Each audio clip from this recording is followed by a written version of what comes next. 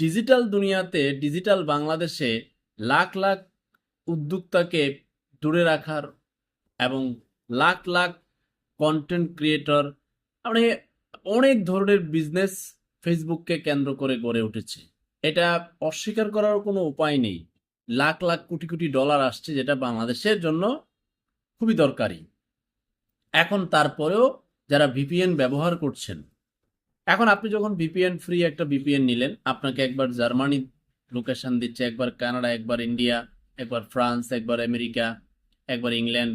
এই যে লোকেশনগুলো দিচ্ছে, ফেসবুক যদি ধরতে পারে এবং ধরে যে আনইউজুয়াল অ্যাক্টিভিটি আপনার অ্যাকাউন্ট থেকে হচ্ছে, তখন তারা এটা বন্ধ করে দিতে পারে। এখন বলবেন হাজার হাজার লোক চালাইতেছে, কারো তো সমস্যা হয় না।